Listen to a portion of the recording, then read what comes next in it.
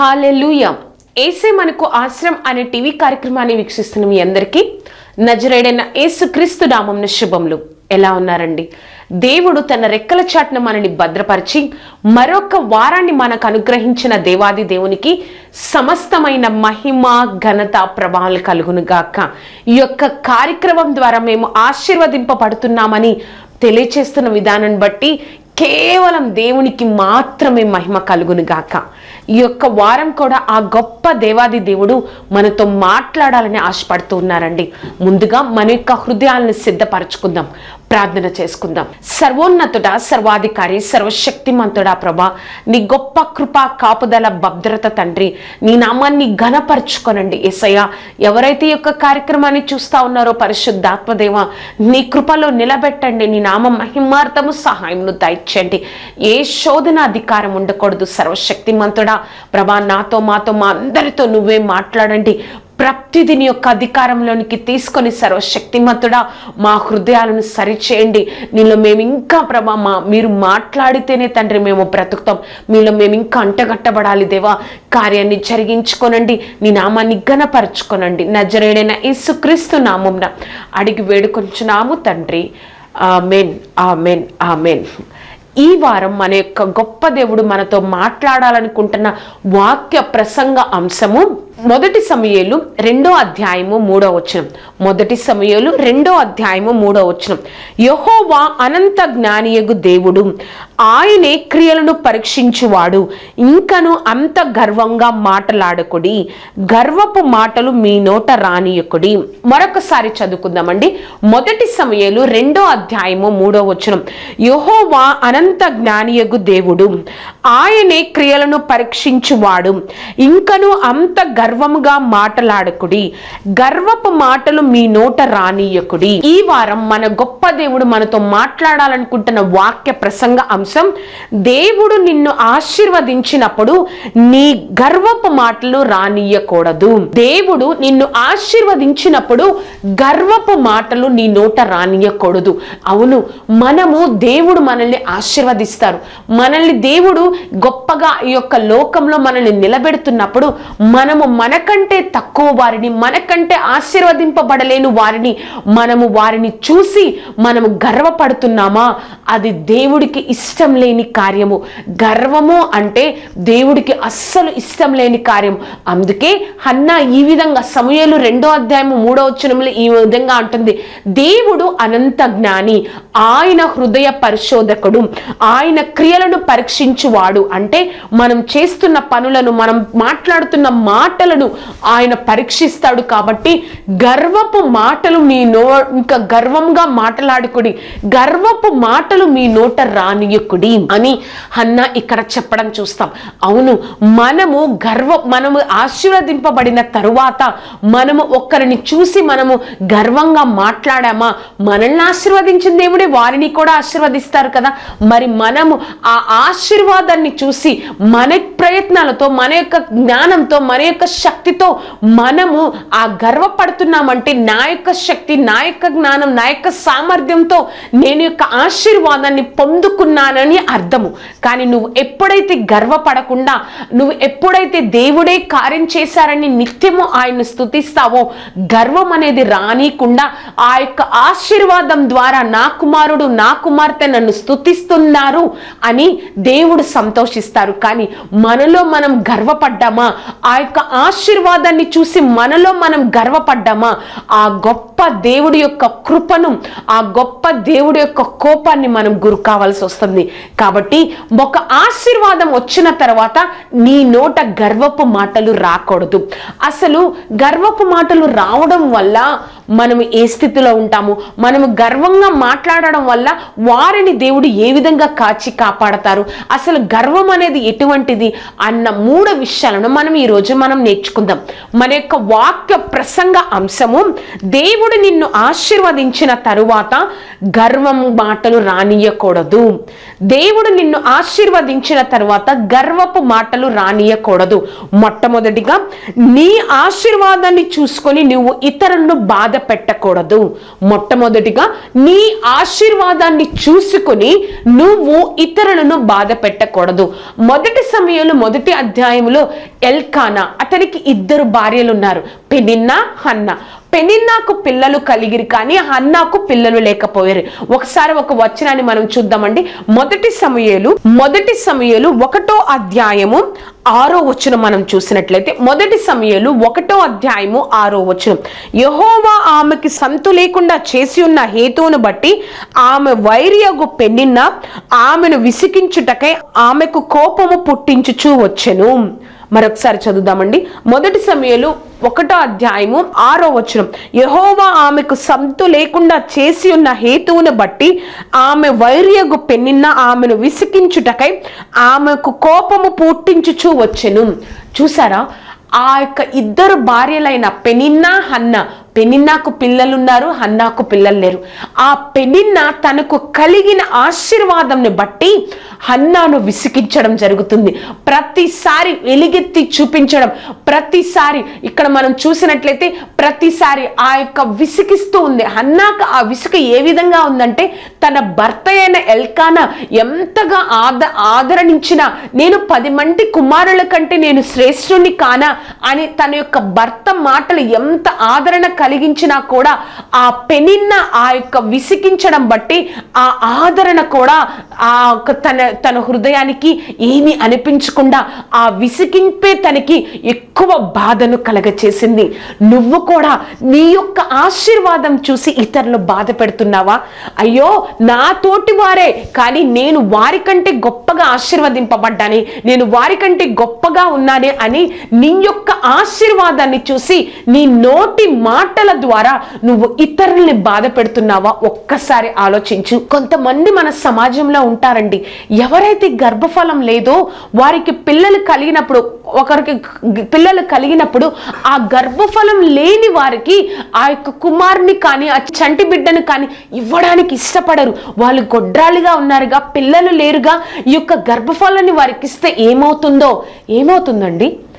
ఆ యొక్క గర్భఫలాన్ని నీకు ఇచ్చింది ఎవరు?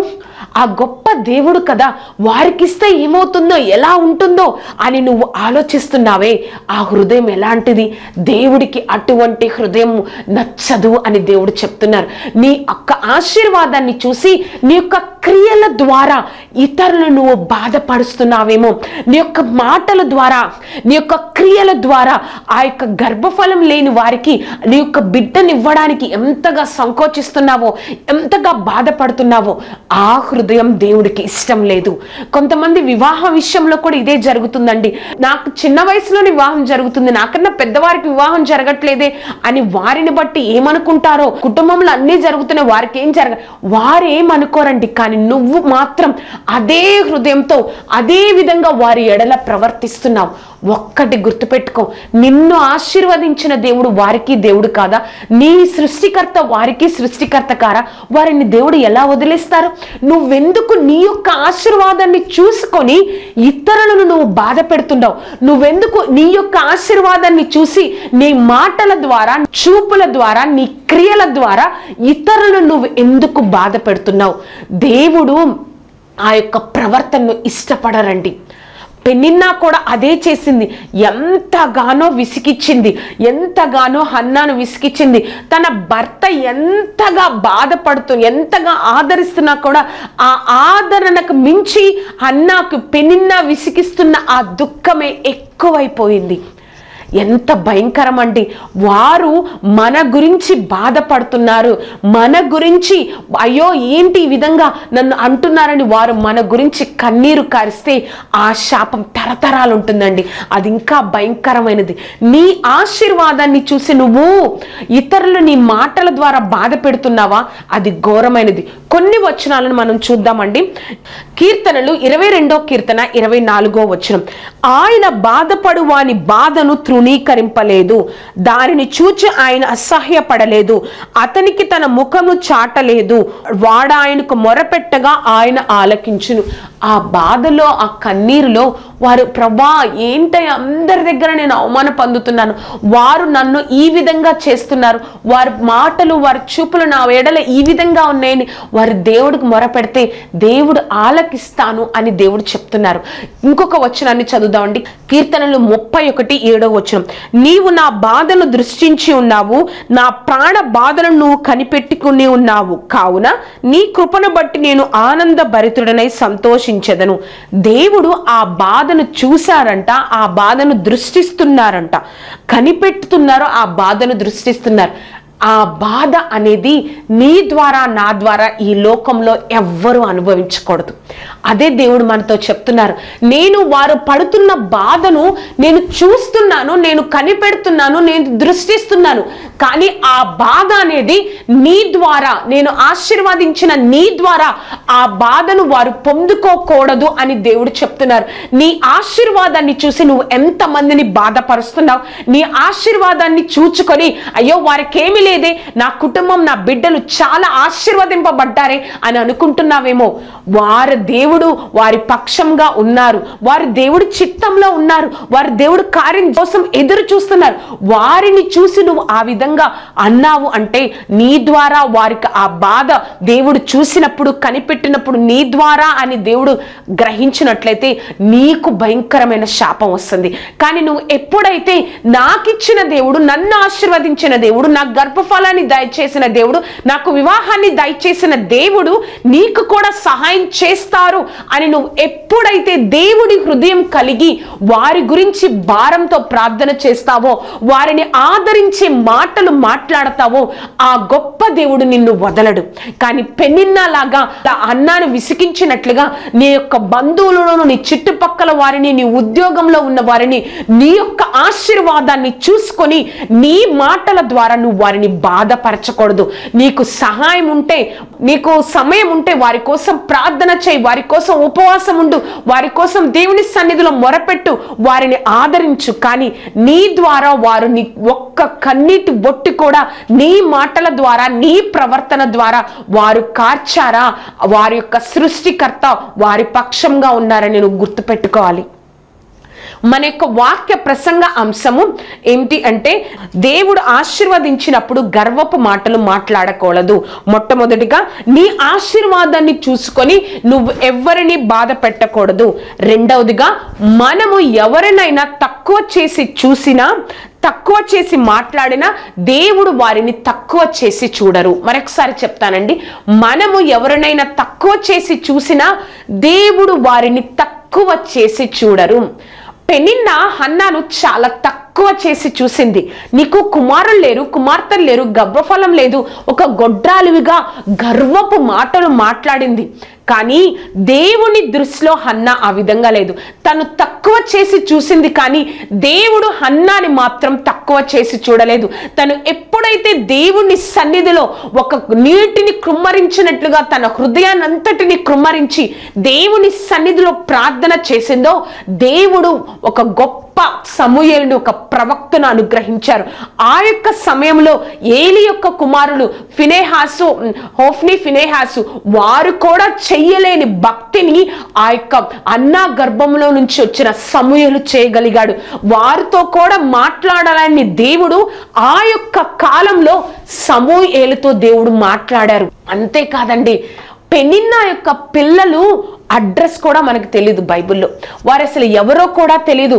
కానీ దేవుడు, ఆ గొప్ప దేవుడు తక్కువ చేసి చూస్తున్న హన్నాని తక్కువ చేయకుండా సమూయేలు యొక్క పేరును, అంతేకాకుండా సమూయేలు పేరు మీద 2 గ్రంథాలను బైబిల్లో రాయించారు. సమూయేలు గురించి ఒక వాగ్దానం ఉంటుందండి. ఏమని ఉంటుందో తెలుసా? 1 సమూయేలు 2వ అధ్యాయము 26వ వచనం. బాలుడగు సమూయేలు ఇంకను ఎదుగుచు యెహోవా దయందును మనుష్యుల దయందును వర్ధిల్లుచుండెను. ఈ మాట మనం చదివినప్పుడు 2:26లో 1 సమూయేలు ఈ మాట చదివినప్పుడు నూతన నిబంధనలో ఒకరి గురించి ఈ యొక్క సాక్ష్యం ఉంటుంది. ఎవరి గురించి తెలుసా? యేసుక్రీస్తు గురించి, ప్రభువైన యేసుక్రీస్తు గురించి ఈ యొక్క మాట ఉంటుంది. దేవుడు మనుషుల దయందును దేవుని దయందును వర్ధిల్లుచుండెను. చూసారా, పాత నిబంధన గ్రంథంలో సమూయేలుకి అటువంటి సాక్ష్యం ఉంది, కొత్త నిబంధన గ్రంథంలో యేసుక్రీస్తు వారికి అటువంటి సాక్ష్యం. మనుష్యుల దయందును దేవుని దయందును వర్ధిల్లే ఒక గొప్ప బిడ్డను దేవుడు అనుగ్రహించారు. అంతేకాదు, అయ్యో కలగక కలిగిన ఒక గర్భఫలాన్ని దేవుడికి అంకితం చేసేసిందే, దేవుడికి ఇచ్చేసిందే అని దేవుడు వదిలేయలేదండి. దేవుడు ఇంకా మర్చిపోలేదు. ఆ యొక్క 3 కుమారులను 2 కుమార్తెలను మరలా దేవుడు హన్నాకు అనుగ్రహించారు. మనం అనుకుంటాం, నువ్వు ఒకరిని తక్కువగా చేసి చూసి మాట్లాడినా, నీ ఆశీర్వాదం చూసి నువ్వు ఒకరిని తక్కువ చూసి మాట్లాడినా దేవుడు వారిని తక్కువ చేసి చూడరు, దేవుడు వారిని మర్చిపోరు. నిజంగా పెనిన్నా యొక్క పిల్లలు ఎంతమందో, పిల్లలు కలిగిరి అన్నారు కానీ ఎంతమంది, ఎవరు, ఏంటి అన్నది కూడా మనకు తెలీదు. కానీ హన్నా యొక్క కుమారుడైన సమూయేలు గురించి దేవుడు రాశారు. దేవుడు ఎవరిని తక్కువ చేసి చూడరండి. నువ్వు నేను తక్కువ చేసి చూడకూడదు. నువ్వు నేను ఏముందిలే ఎలా ఉందిలే, వారేంట్లే, ఆఫ్టర్ ఆల్ అని మనం ఎవరి గురించి కూడా, దేవుని సృష్టి వారి గురించి మనం మాట్లాడకూడదు. వారి దృష్టి, వారి మీద దేవుని దృష్టి ఉంది, వారిని దేవుడు తక్కువ చేసి చూడట్లేదు అని నువ్వు ఎప్పుడైతే గ్రహిస్తావో ఆ యొక్క ఆశీర్వాదాన్ని నువ్వు కూడా పొందుకుంటావు. అంతేకాని వారిని తక్కువ చేసి చూస్తే నీకంటే గొప్పగా, చూసారా, వారు ఉన్నారు, పుట్టారు, పెరిగారు, చనిపోయారు, కానీ వీరిని దేవుడు ఎంత గొప్పగా ఆశీర్వదించారు. వారిని ఆశీర్వదించడమే కాదు, అనేక మందికి సమూయేలుని ఆశీర్వాదకరంగా చేశారు. కొన్ని వచనాలు మనం చూద్దామండి. కీర్తనలు 72వ కీర్తన 12వ వచనం. దరిద్రులు మొరపెట్టగా అతడు వారిని విడిపించును, దీనులను నిరపరాధులను అతడు విడిపించును. చూసారా, దేవుడు దరిద్రులు మొరపెట్టగా, అయ్యో దీన స్థితిలో మొరపెట్టగా ఆయన వారి సమస్యల నుంచి విడిపిస్తారంట. కీర్తనలు 138వ కీర్తన 6వ వచనం. యెహోవా మహోన్నతుడైనను ఆయన దీనులను లక్ష్య పెట్టును, ఆయన దూరంగా ఉండి గర్విష్ఠులను బాగుగా ఎరుగును. చూసారా, మనం గర్వం కలిగి ఎప్పుడైతే ఒకరిని తక్కువ చేసి మాట్లాడతామో మనల్ని దూరం నుంచి దేవుడు చూస్తాడు. కానీ ఎవరైతే దీనత్వంగా మనం గర్వపడి వారిని బాధపరచామో, వారు దేవునికి మొర పెడితే వారి మొరను దేవుడు వింటాడంట. చూసారా, మనము ఎవరిని తక్కువ చేసి చూసినా ఈ లోకంలో వారిని మాత్రం దేవుడు తక్కువ చేసి చూడడు. వారిని, హన్నా పెనిన్నా యొక్క జీవితాలను మన దేవుడు ఈరోజు మనతో మాట్లాడుతున్నారు అంటే మనము ఎవరిని కూడా తక్కువ చేసి ఈ లోకంలో చూడకూడదు. తక్కువ చేసి చూసామా మనల్ని దేవుడు ఒక గర్విష్ట లెక్కలో వేసి ఆయన సన్నిధిని మనం అనుభవించకుండా దూరంగా ఉంటాం. కానీ ఎప్పుడైతే ప్రభా నన్ను క్షమించు ప్రభా, నువ్వు దేవుడి సన్నిధిలో క్షమాపణ అడుగుతావో దేవుడు మరలా క్షమిస్తాడు. అందుకే ఎవ్వరిని నువ్వు తక్కువ చేసి చూడకూడదు. దేవుడే నీకు ఆశీర్వాదాన్ని ఇచ్చారు, ఆ ఆశీర్వాదాన్ని దీని నుంచి దూరం చేయడం దేవుడికి ఎంత పని, ఒక్కసారి ఆలోచించు. ఆ ఆశీర్వాదంలో గలిబిలి పెట్టడం, ఆ ఆశీర్వాదంలో సమస్యలు రావడం, వచ్చేటట్లు చేయడం దేవుడికి ఎంత పని. ఒక్కసారి జ్ఞాపకం చేసుకో, గుర్తుపెట్టుకో, ఎవరిని నువ్వు తక్కువ చేసి చూడకూడదు. వివాహ విషయంలో, గర్భఫలం విషయంలో, ఆర్థిక విషయంలో, ఉద్యోగ విషయంలో తక్కువ చేసి చూసావా దేవుడు వారిని తక్కువ చేసి చూడరు. మన యొక్క వాక్య ప్రసంగ అంశము, దేవుడు ఆశీర్వదించినప్పుడు నువ్వు గర్వపు మాటలు మాట్లాడకూడదు. మొట్టమొదటిగా మనం చూసినట్లయితే నీ ఆశీర్వాదాన్ని చూసుకొని నువ్వు ఇతరులను బాధ పెట్టకూడదు. రెండవదిగా, మనం ఎవరినైనా తక్కువ చేసి చూసినా దేవుడు వారిని తక్కువ చేసి చూడరు. మూడవదిగా, గర్వము మనల్ని నాశనం చేస్తుంది. అవునండి, మనం ఆశీర్వాదాన్ని పొందుకున్న తర్వాత అది ఇవ్వనప్పుడు దేవుడి సన్నిధిలో ఎంతగా మొరపెట్టి దేవుణ్ణి అడిగి ప్రయాసపడ్డావో ఆ ప్రయాసంతా మర్చిపోయి ఇది నా వలనే వచ్చింది, నేనే సంపాదించుకున్నాను, నేనే పొందుకున్నాను అన్న గర్వపు మాటలు మనలో వచ్చేస్తాయి. ఆ గర్వం ఏం చేస్తుందో తెలుసా? నాశనానికి ముందు గర్వము నడుస్తుంది. అంటే నువ్వు నాశనం అవుతావు అని ఒక ఇండికేషనే గర్వము అంటే. గర్వము అంటే దేవుడికి విరోధమైనది కాబట్టి గర్వము నిన్ను నాశనం చేస్తుంది. ఆ గర్వము నిన్ను నాశనం చేస్తుంది కాబట్టి బహు జాగ్రత్తగా ఉండాలి. ఆశీర్వాదంలో దేవుడు కార్యం చేశారు, నువ్వు గొప్పగా ఉన్నావు, నీతో మాట్లాడుతున్నప్పుడు ఏ ఒక్క విషయంలో కూడా నువ్వు గర్వపడకూడదు. కేవలం దేవుడి యొక్క దానం, కేవలం దేవుడి కృప వలనే నేను యొక్క స్థితిని అనుభవిస్తున్నానని నోటి ద్వారా ఒప్పుకోవాలి, హృదయపూర్వకంగా విశ్వసించాలి. ఆ విశ్వాసంతో ఆ నోటి ద్వారా ఒప్పుకోవడం ద్వారా అప్పుడు నీవు ఆ యొక్క గర్వాన్ని దూరపరుస్తావు. అసలు గర్వం గురించి దేవుడు ఏం చెప్తున్నారో 4 వచనాలను మనం ఈరోజు చూద్దాం. ఇర్మియా 13:15 చెవియొగ్గి వినుడి, యెహోవా ఆజ్ఞ ఇచ్చుచున్నాడు, గర్వపడుకుడి. గర్వపడకుండా ఉండడం ఇట్స్ ఎ కమాండ్. ఆజ్ఞ ఇచ్చుచున్నాడు, దేవుడు ఆజ్ఞ ఇస్తున్నాడు, మీరు గర్వపడకండి. ఎందుకంటే ఆ గర్వము మిమ్మల్ని నాశనం చేస్తుంది.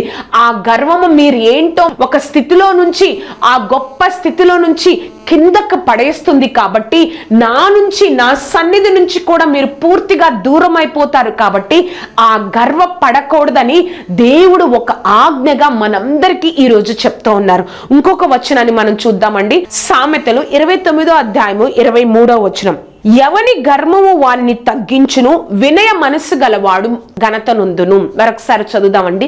ఎవని గర్వము వారిని తగ్గించును, వినయ మనస్సు గలవాడు ఘనత నొందును. అవును, ఎవని గర్వము వారిని తగ్గిస్తుంది. ఎక్కడి నుంచి? మనం ఈ లోకంలో ఉన్న స్థితి నుంచి, మన పరిస్థితుల నుంచి మనకు విలువ లేకుండా చేస్తుంది. కానీ వినయ మనస్సు కలిగి ఎప్పుడైతే ఉంటామో వారు ఘనత నొందుతారు అని దేవుని వాక్యం సెలవిస్తా ఉంది. ఇంకొక వచనాన్ని మనం చూద్దామండి. సామెతలు 16:5 గర్వ హృదయులందరూ యెహోవాకు హేయులు, నిశ్చయముగా వారు శిక్ష నొందుదురు. చూసారా? ఎక్కడి నుంచి వచ్చే శిక్ష? దేవుడి నుంచి వచ్చే శిక్ష. మనం మామూలుగా ఈ లోకంలో ఉన్న శిక్షనే మనం అనుభవించలేమే. దేవుడి శిక్ష ఎంత భయంకరంగా ఉంటుంది. మరొకసారి చదువుతానండి. సామెతలు 16:5 గర్వ హృదయులందరూ యెహోవాకు హేయులు, నిశ్చయముగా, ఇంకా నో డౌట్ వారు శిక్ష నొందుతారు, తప్పకుండా వారు శిక్షను అనుభవిస్తారు అని ఆ గొప్ప దేవాది దేవుడు చెప్తున్నారు. చివరిగా ఒక వచనాన్ని చదువుదామండి. కీర్తనలు 31:23 కీర్తనలు 31:23 యెహోవా భక్తులారా, మీరందరూ ఆయన ప్రేమించుడి, యెహోవా విశ్వాసులను కాపాడును, గర్వంగా ప్రవర్తించు వారికి ఆయన గొప్ప ప్రతీకారము చేయును. ఎవరైతే ఆయన యందు విశ్వాసం ఉంచి ఆయన కృప కరుపుకుంటారో వారిని దేవుడు కాపాడతారంట. ఎవరైతే గర్వపడతారో వారికి గొప్ప ప్రతీకారం దేవుడు చేస్తారంట. దేవుడికి ఎంత అసహ్యమో కదండి గర్వం అంటే. కొన్ని వచనాలు మాత్రమే మనం చూసాం. బైబిల్ గ్రంథంలో ఎన్నో వచనాలు ఉన్నాయి గర్వం గురించి. ఇప్పటికైనా నీ ఆశీర్వాదాన్ని చూసి గర్వపడడం మానేస్తావా? ఇప్పటికైనా నీ ఆశీర్వాదాన్ని చూసి కొంతమందిని బాధ పెట్టడం, నీ ప్రవర్తన ద్వారా, నీ మాటల ద్వారా, నీ చూపుల ద్వారా కొంతమందిని బాధ పెట్టడం మానేస్తావా? ఆ గర్వము ఎందుకో తెలుసా? ముందు నాశనానికి ముందు గర్వము నడుస్తుంది. అంటే నువ్వు గర్వంతో నడుస్తున్నావంటే నీ వెనుక నాశనం రెడీగా ఉందని నువ్వు ఒక్కసారి జ్ఞాపకం చేసుకోవాలి. ఆ గర్వము అనేది బహు భయంకరమైనది. కాబట్టి దేవుడు ఈరోజు హన్నా పెనిన్నా జీవితం ద్వారా ఆ విధంగా ఎవ్వరిని నీ యొక్క ఆశీర్వాదం చూసి గర్వపు మాటలు రానియకూడదని హన్నా పెనిన్నా జీవితాల ద్వారా దేవుడు మనతో మాట్లాడుతున్నారు. ఇంకా ఎన్ని రోజులు గర్వంతో, బహు గర్వంతో అందరిని బాధ పెడుతూ నీ వలన వారి కన్నీరు కార్చేటట్లుగా నువ్వు జీవిస్తున్నావు? ఒక్కసారి జ్ఞాపకం చేసుకో. దేవుడు నీతోనే నాతోనే మాట్లాడుతున్నారు. ఎప్పుడు కూడా నువ్వు ఏ స్థితిలో నుంచి ఏ స్థితిలో వచ్చావో జ్ఞాపకం చేసుకొని, దేవుడే కదా, కేవలం దేవుడి యొక్క దానము కదా నేను అనుభవిస్తున్న యొక్క ఆశీర్వాదం అని నువ్వు ఎప్పుడైతే నిత్యము దేవుడికి కృతజ్ఞతాస్తుతులు చెల్లిస్తావో ఆ గర్వం అనేది రాకుండా దేవుడు సహాయం చేస్తాడు. ప్రార్థన చేసుకో. ప్రభా, ఎప్పుడు కూడా నేను గర్వపడకూడదయ్యా, ఎప్పుడు కూడా నా జీవితంలో గర్వం అనేది రాకూడదు ప్రభా. నా ఆశీర్వాదాన్ని చూసి ఇతరులను నేను బాధ పెట్టకూడదు. నా ఆశీర్వాదం చూసి నాలో నేనే గర్వపడకూడదయ్యా, నాలో నేనే పొంగిపోకూడదు ప్రభా. కేవలం ఇది నీ దానమని, నేను ఏ స్థితిలో ఉన్న నన్ను ఈ స్థితిలో నన్ను ఉంచావు ప్రభా అని నువ్వు ఎప్పుడైతే దేవుని సన్నిధిలో అడుగుతావో, దేవుని సన్నిధిలో ఆ యొక్క తీర్మానం నిర్ణయం తీసుకుంటావో, గర్వం అనేది నీ దగ్గరికి రానీయకుండా, ఆయనే కదా ఇచ్చింది, నేను ఎందుకు గర్వపడడం అని ఆ సాతాను పెట్టే ఆ శోధన, ఆ గర్వాన్ని నీ హృదయంలోనికి దేవుడు రానీయకుండా దేవుడు సహాయం చేస్తారు. ఆ గర్వాన్ని, ఆ గర్వపడడం అనేది దేవుడికి హేయమనేది. నిశ్చయముగా ప్రతిఫలాన్ని దయచేస్తారు, నిశ్చయముగా శిక్షను పొందుతారు అని కొన్ని వచనాలను మనం చూసాం. గర్వపడకుడి అని దేవుడు ఆజ్ఞ ఇచ్చిచున్నాడు. కాబట్టి నీ ఆశీర్వాదాన్ని చూసి ఎప్పుడు కూడా నువ్వు గర్వపడకూడదు. ప్రార్థన చేసుకుందాం. సర్వోన్నతుడా, సర్వాధికారి, సర్వశక్తిమంతుడా, ప్రభా, నాతో మాతో మా అందరితో మాట్లాడిన దేవా నీకు వందనాలయ్యా. నీ గొప్ప కృప రెక్కల క్రింద భద్రపరిచి బలపరిచిన దేవా నీకు కోట్లాది కృతజ్ఞతలయ్యా. ఆశ్చర్యకరుడా, నీ కృపతో మమ్మల్ని నింపండి దేవా, నీ నామాన్ని మహిమపరచుకోనండి దేవా. సర్వశక్తిమంతుడా తండ్రి నీకు కోట్లాది వందనాలు. పరిశుద్ధాత్మ దేవా తండ్రి, ఎవరైతే తండ్రి మేము మాలో ఆశీర్వాదాన్ని చూసి ఇతరులను గర్వ మాటలతో, గర్వపు పనులతో, గర్వపు చూపులతో ఇతరులను మేము పెనిన్నా వల్లే బాధపరుస్తున్నామేమో, సర్వశక్తిమంతుడా మమ్మల్ని క్షమించండి. మా హృదయాలను, మా జీవితాలను సరి చేసుకునే గొప్ప భాగ్యాన్ని మాకు, మరొక అవకాశాన్ని మాకు అనుగ్రహించండి దేవా. నువ్వు తోడేయండి, నడిపించండి దేవా. నీ కార్యాన్ని జరిగించుకొనండి అయ్యా. సర్వాధికారి నీ కృపతో నింపబడడానికి సహాయంను దయచేయండి. పరిశుద్ధాత్మ దేవా నీ కార్యంతో నింపి యేసయ్య ఎప్పుడు కూడా తండ్రి మా యొక్క ఆశీర్వాదాన్ని చూసి ఇతరుల్ని చూసి మేము బాధ పెట్టకుండా వారి గురించి ప్రార్థన చేసే ఒక గొప్ప ఆత్మీయ స్థితిలోనికి మా కుటుంబంలో ఉన్న మా అందరికీ ప్రభా అటువంటి ఆత్మీయ స్థితిని దయచేయండి. మేము గర్వపడకూడదు. సర్వాధికారి నువ్వే కార్యం జరిగించి సర్వోన్నతుడా నీకు ఇష్టం లేని ఆ ప్రవర్తనను మా నుంచి దూరం చేసుకొని నీకిష్టమైన జీవితాలు మేము జీవించడానికి మాకు సహాయంను దయచేసి నీ కృపలో మేము నిలబడడానికి మాకు కృపను అనుగ్రహించగలరని నజరేయుడైన యేసుక్రీస్తు నామమున అడిగి వేడుకొంచున్నాము తండ్రి. Amen, amen, amen. చూసారు కదా, మన గర్వం అనేది మనల్ని నాశనం చేస్తుంది. మన యొక్క ఆశీర్వాదాన్ని చూసి ఎప్పుడు కూడా పైనున్న దేవుణ్ణి మాత్రమే స్తుతించాలి, కానీ ఈ చుట్టుపక్కల ఉన్న ప్రజల్ని చూసి, ఈ లోకంలో ఉన్న ప్రజల్ని చూసి గర్వపడకూడదు అని ఆ గొప్ప దేవుడు మనతో, నాతో, మీతో, మనందరితో దేవుడు మాట్లాడారు. ఎప్పుడు కూడా జీవిత కాలంలో మనము ఆశీర్వాదాన్ని చూసి గర్వపడకుండా ఉండే గొప్ప ఆత్మీయ స్థితిని మన దేవుడు మనకు అనుగ్రహించును గాక. దేవుడు మీకు తోడేయుండును గాక. ఈ యొక్క కార్యక్రమం మీకు ఆశీర్వాదకరంగా ఉన్నట్లయితే మీ యొక్క స్నేహితులకు, బంధువులకు ఈ యొక్క కార్యక్రమాన్ని పరిచయం చేయండి. అంతేకాదు ఈ కార్యక్రమం గురించి, నా గురించి ప్రార్థన చేయండి.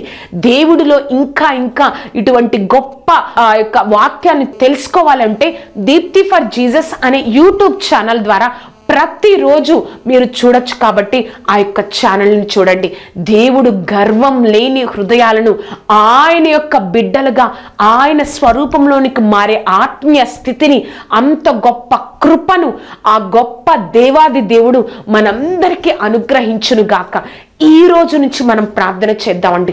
ప్రభా, గర్వం అనేది నా హృదయంలో ఉండకూడదయ్యా. నీకు ఇష్టం లేని ఏ యొక్క ఆలోచన, ఆ గర్వం అనేది నాలో ఉండకూడదు ప్రభా అని నువ్వు ప్రార్థన చేద్దాం. దేవుడు శాశ్వతంగా దానిని వేరులతో సహా తీసివేస్తాడండి. దేవుడు కార్యం జరుగును గాక. దేవుడు మిమ్మల్ని బాగా దీవించును గాక. ఆమేన్.